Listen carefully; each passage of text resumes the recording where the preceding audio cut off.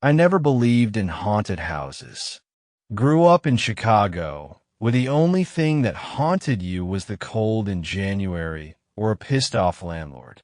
Ghosts, spirits, all that supernatural stuff, just stories people told to spice up their dull lives.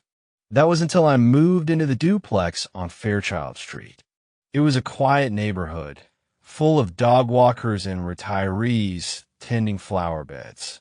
The kind of place where the worst crime was someone not picking up after their golden retriever.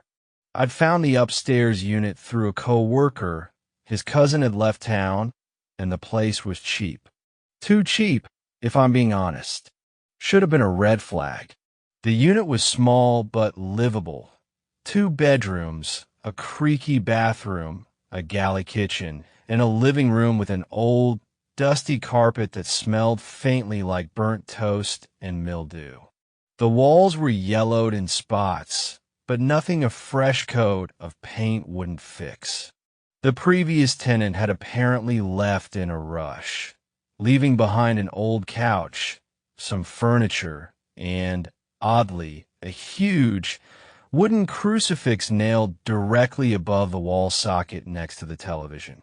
I almost took it down that first night, thinking it was a bit dramatic, but I figured I'd get to it after I settled in. Besides, it was half hidden behind the entertainment center. Out of sight, out of mind. The first thing I noticed was the silence. When I say silence, I don't mean the absence of noise, I mean dead silence. The kind that prickles under your skin. No hum from the fridge. No street sound through the windows. Just a thick, unnatural stillness, like the world had hit pause. I chalked it up to nerves, or maybe the insulation being better than I thought. That night, as I was brushing my teeth, I heard it for the first time. A faint hissing. I stopped mid-brush, thinking maybe something was leaking in the pipes. I bent closer to the sink, expecting to hear a drip, but the sound wasn't coming from there. It was deeper, lower, like a snake in the walls. Not loud, but persistent. I shut off the water. The hissing kept going. Only when I leaned back and turned toward the wall socket across the room did the sound seem to shift, as if it had noticed me. It was the oddest sensation, like being looked at without eyes. I slept poorly that night. Over the next few days, the hissing became a fixture, always soft, always there. Sometimes it faded for hours, then returned with a strange urgency, like steam building in a pipe about to burst. I started leaving music on to drown it out, but no matter what I played, the sound pushed through, faint, insistent, watching. By the end of the first week, I couldn't ignore it anymore. I got on my knees with a flashlight and inspected the outlet. It looked perfectly normal, slightly dusty, a bit crooked, but nothing out of the ordinary. I even pulled the faceplate off and shined the light inside. Just wires. No gas leaks. No bugs. Just a low, persistent hiss that grew a tiny bit louder the closer I got. The real trouble started when it began to speak. It was late, maybe 2:30 in the morning. I'd fallen asleep on the couch with the TV on low, some documentary about deep-sea creatures lulling me half into a dream. I remember jerking awake suddenly, heart pounding, certain I'd heard someone whisper. I sat up listening. Static from the TV hummed in the background. Nothing else. Then I heard it low and grating, coming from the wall socket behind the TV. Don't. Turn. Around. My skin crawled. The voice was wrong, like it was being spoken through a mouth filled with broken glass. Wet, strained, and layered like multiple voices slightly out of sync, trying to say the same thing. I froze. The room was ice cold. The air felt thick like breathing through wool. I sat perfectly still for what felt like 10 full minutes. No movement, no sound, just the whisper replaying over and over in my head. Don't turn around. When I finally got the courage to move, I turned slowly, but of course there was nothing. Just the wall, the crucifix above the socket, and my own shaking reflection in the darkened TV screen. I didn't sleep that night. The next morning, I tried to rationalize it. Maybe it was a dream. Maybe I dozed off and imagined the whole thing. Maybe the radiator kicked in and made some noise that my brain twisted into words. I told myself I was tired, stressed, adjusting to a new place. Happens to people all the time.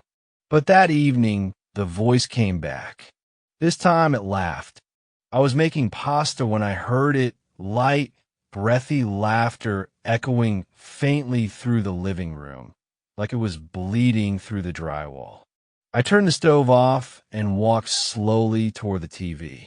The laughter stopped. Silence. Then the crucifix fell. It didn't just fall, it launched itself off the wall.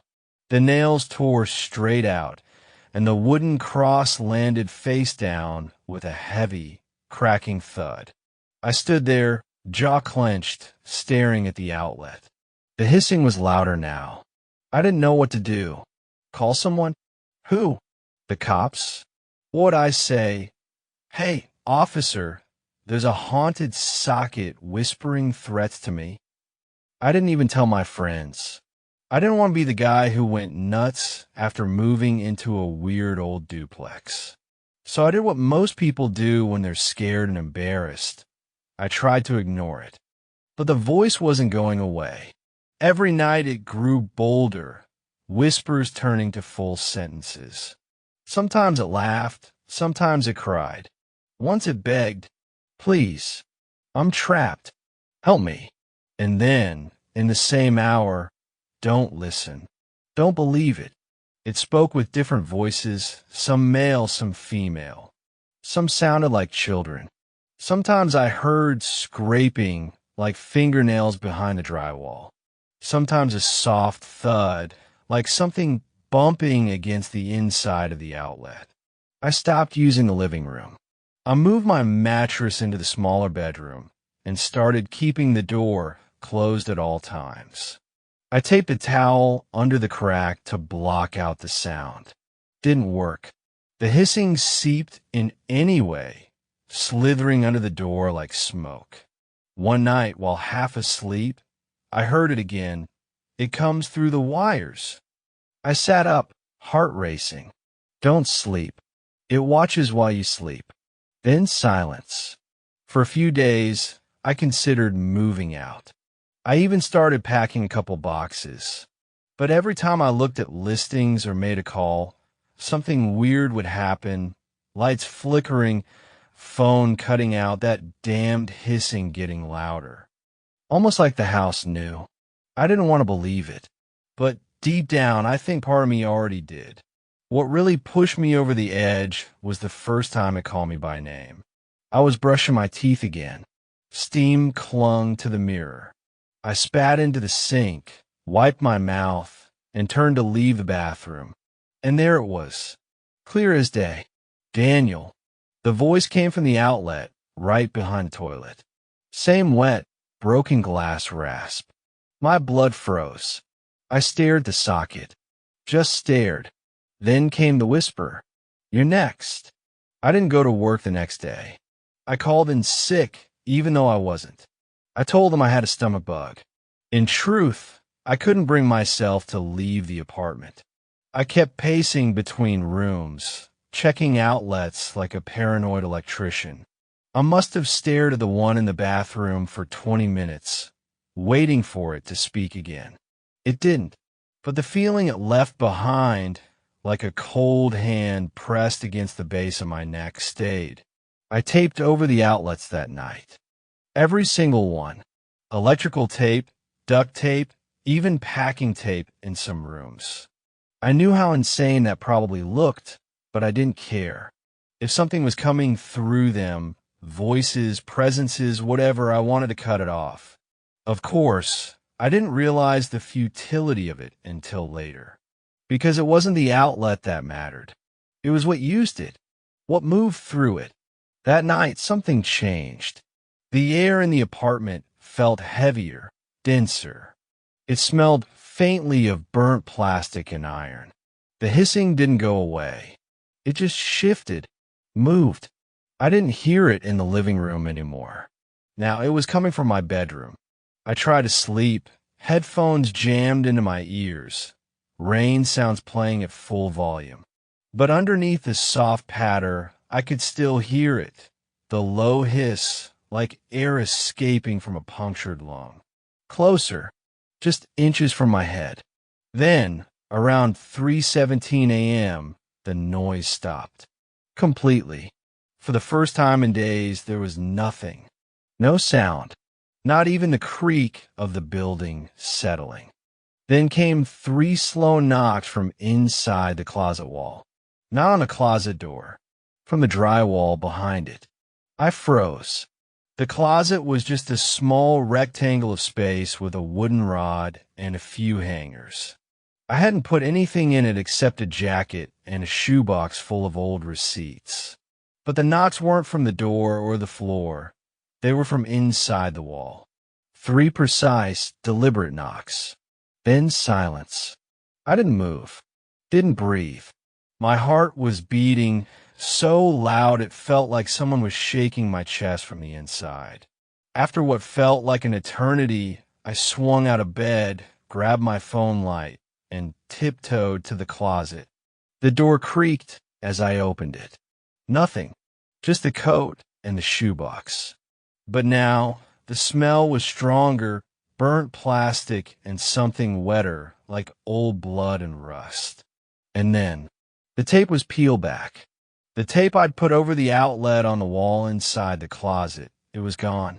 Just dangling strips of sticky backing hung, like dead skin around the socket. That was the moment I started to believe I wasn't alone. I didn't sleep at all that night. By morning, I felt like I was slipping. I couldn't tell what was real anymore. Every sound felt threatening. Every creak and pop of the building like a breath from something hiding just out of sight. I needed answers. So I went to the downstairs unit. I'd never really spoken to the guy who lived below me. I think his name was Malik, late 40s, ex-military or something. Always kept to himself. But I figured he might have heard something, or at least experienced something similar. I knocked. No answer. I knocked again, louder. Finally, the door opened just a crack. Malik peeked out. His face looked hollow, bags under his eyes, skin pale, lips dry. "You hear it too, don't you?" he said. I blinked. "What?" "The hissing," he whispered. "The whispering. You taped yours yet?" He opened the door wider and I saw it, every socket, every light switch, even a microwave cord taped. Some with layers of tinfoil underneath. Others with what looked like salt circles drawn in chalk. His living room was dark, lit only by one flickering lamp plugged into an extension cord that ran out the window and into his car. I stepped inside. This place smelled like incense and ozone. The windows were covered in newspaper. The mirrors were turned to face the wall. "How long?" I asked. Malik didn't look at me when he answered. 3 months, give or take. Started the same way. Hissing, then voices. Then it got curious. Curious? He nodded slowly. Started saying my name. Asking questions. Telling lies. Then came the things in the walls. The things behind the socket. My skin went cold. "What do you mean?" Malik didn't answer right away. He reached into a drawer and pulled out a small cassette recorder. The kind therapists used in the 80s. He handed it to me. "I recorded one of them," he said. "You can listen, but don't play it in your apartment. Play it here. And when you're done, leave. Don't say anything. Just go." I didn't question it. I pressed play. At first, it was just static. Then, faintly, a voice emerged. He doesn't know we're listening. More static. We can see through him. The voice wasn't human. Not exactly. It was like multiple voices talking at once, some high, some deep, all out of sync. It sounded like it was coming from inside a metal pipe submerged in water. He won't be able to leave. Then, louder, because now we're inside. I stopped the tape. Malik took it back and shoved it in the drawer like it was cursed. He didn't look at me again, just muttered. They'd come through the wires. I left without saying another word. When I got back to my place, the apartment felt off, like someone had moved things an inch to the left. The towel under my bedroom door was gone. My toothbrush was wet. The crucifix, which I'd shoved into a drawer, was now hanging back above the living room outlet. And on my kitchen table, written in dust, were 3 words, "Let us in." That night, I slept with a hammer under my pillow, but I still heard them. Not just the hissing now, but whispers running through the wires. I turned off the main breaker. Didn't matter. The whispers kept coming. The hissing got louder. Sometimes I swore I could see the socket pulse like it was breathing. The worst part, I started answering back. I didn't mean to. I'd mutter under my breath, ask, "What do you want?" or "Who are you?" At first, there was no response. But then one night, the outlet replied, "Your skin." I moved out the next morning. Didn't pack. Didn't clean. Just left. I drove 4 hours to my sister's place and told her I needed to stay for a few days. I didn't explain why. I didn't think she'd believe me. But that was a mistake. Because whatever it was, it followed me. That night, in her guest room, I heard the soft hiss coming from the wall socket beside the bed. And then it whispered, "We're not done with you yet." I lasted 3 days at my sister's house. The first night was just whispers. The second, I saw it. I'd taped over the outlet in the guest room, just like before, but it didn't matter. Around 3 a.m., I awoke to the sound of skittering, like fingernails dragging along drywall. Not just from one direction either, but from inside the walls, as though something was crawling between them. I lay frozen in bed, watching the dark, too scared to even breathe. The tape socket began to make a high-pitched whine. Not static, not hissing whining, like it was in pain. Then the tape began to peel itself back. Slowly, one tiny corner at a time. I bolted, ran to my sister's bedroom, and pounded on the door like I was being chased. She opened up, terrified and half asleep. I didn't even explain. I just said I was leaving. Right then, she thought I was having a breakdown. I don't blame her, but I couldn't risk it anymore. They were following me. Whatever they were, I checked into a roadside motel 3 towns over. Cash only. No ID. I unplugged everything in the room, TV, lamps, alarm clock. Duct taped every socket I could find. Even covered the smoke detector. Still, the hissing came back. Fainter this time, but persistent. Like it was searching, sniffing me out. I started to think about Malik again. His recorder. The tinfoil. The salt. Maybe there was something true to all that ritual nonsense. I started researching desperately every forum I could find about voices in outlets, hissing in walls, paranormal through electricity. What I found scared me worse than anything else. Not because it confirmed my fears, but because it showed I wasn't the first. There were accounts going back decades. Sporadic reports, always described similarly. Hissing, whispers, shadowy figures behind outlets. Sometimes it escalated to full possession. Sometimes it stopped as suddenly as it started. But most of the stories ended one of 2 ways. 1, disappearance. 2, suicide. There was one post on an archive paranormal site from 2008. Username, BurntWire87. He described exactly what I'd been experiencing. Word for word. Taped outlets. Whispers. The smell of burning plastic and iron. But the post ended abruptly. No replies.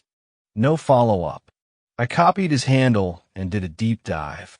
That username was linked to a real name. Jason A. Maurer died by electrocution in his home in 2009.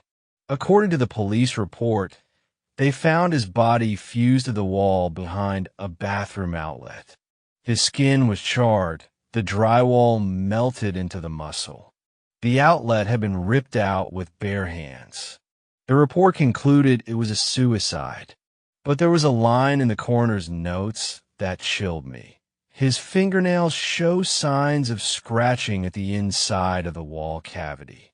We believe he was trying to crawl in.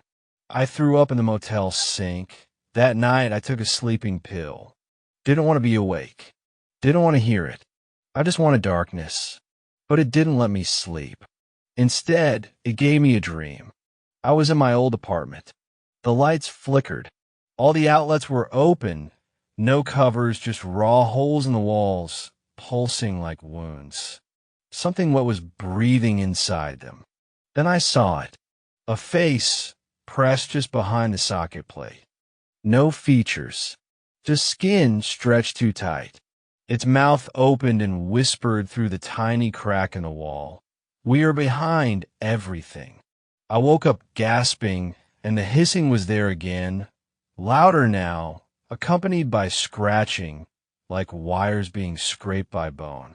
I needed help, but not from a priest, not from a shrink, from the only other person I knew who'd seen this too. It took me a day to track down Malik. He'd moved. The landlord said he vanished overnight, left the place trashed. Tape everywhere, all mirrors broken, walls gouged with what looked like claw marks. But I got lucky. Someone had seen him squatting in an old warehouse on the edge of town. I drove there at dusk. The place was pitch black inside, reeked of mold and battery acid. But I heard breathing, slow, ragged, like someone drowning in their own lungs. Then he stepped into view. Malik looked like a ghost. Pale, gaunt, bleeding from one ear. His eyes twitched constantly, scanning the room like he expected the walls to move. They're inside now, he croaked. There's no way out. I asked him what they were. He just pointed to the ceiling, to a dangling cord. That's where they enter. They ride the current. Through wires. Circuits. Anything that conducts. He said they weren't ghosts. Not demons either. They're older than that. Like mold on the soul of the world. Rot that feeds through connection.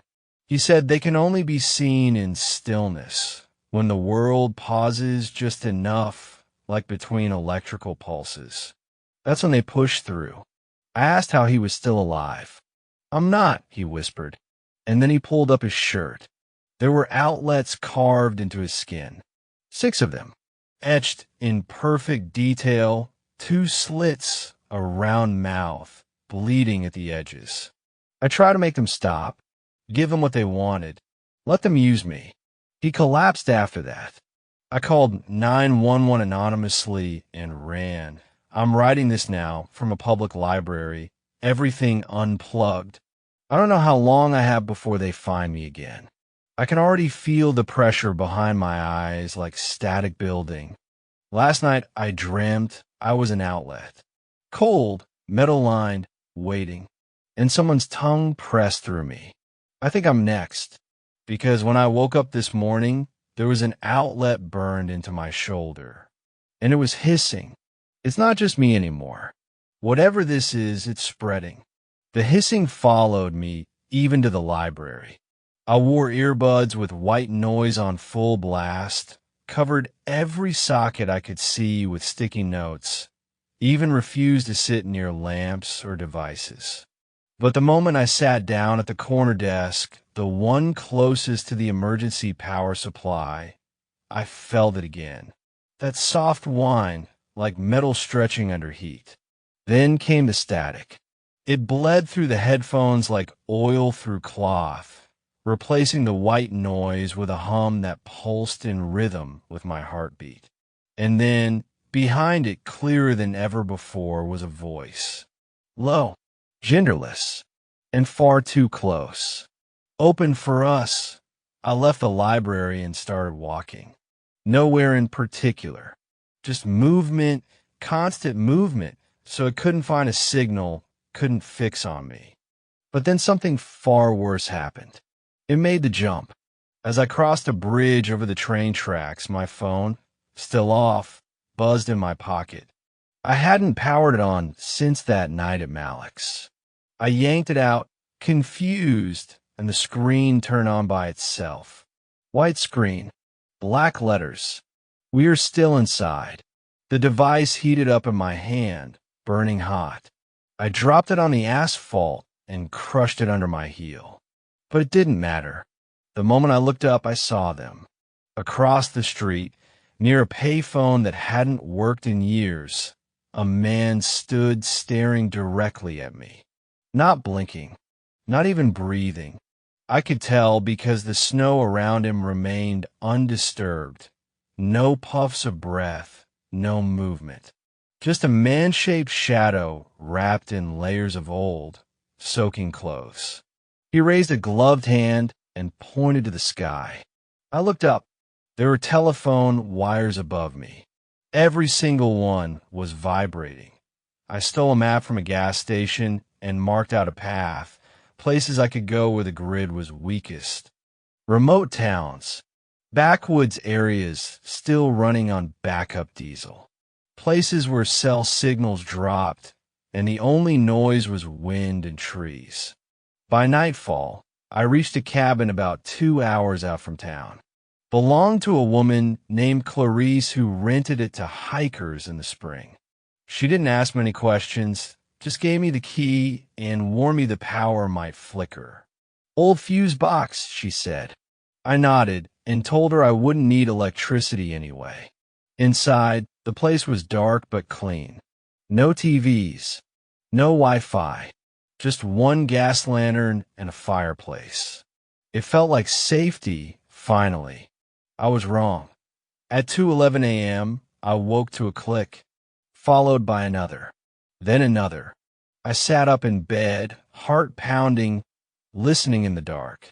The fuse box. Something was flipping the breakers. I crept to the back of the cabin where the small gray metal box hung on the wall. It was open.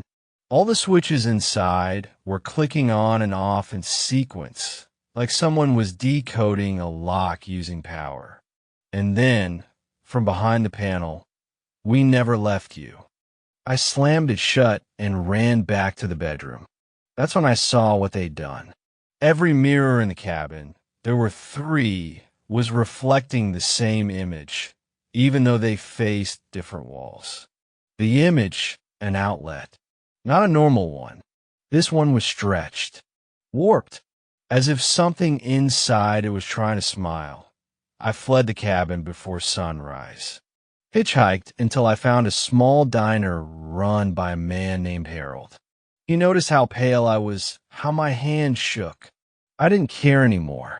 I told him everything from the first whisper in my apartment to the fuse box last night. To my surprise, he didn't laugh. He didn't even blink. Instead, he poured me another cup of coffee and said, "I've seen it too." Harold took me to a room behind the kitchen, a windowless break room, where the walls were lined with old circuit boards, fuses, wires bundled together like roots. Retired electrician, he explained. Used to think I was going crazy back in the 90s. Heard a voice while rewiring a power station upstate. Said my name. Through a screw I hadn't even touched. He showed me something then, something I'll never forget. On his back, just below the shoulder blades, were 2 symmetrical burn scars, each one in the shape of a wall socket. "They leave marks," he whispered. when you're useful to them. He believed they were part of something ancient, a form of intelligent current, a parasite that evolved alongside electricity or maybe within it, something that required networks, systems to move. First copper wire, then phones, now us. They need vessels, he said. They whisper until you break down, until you invite them in.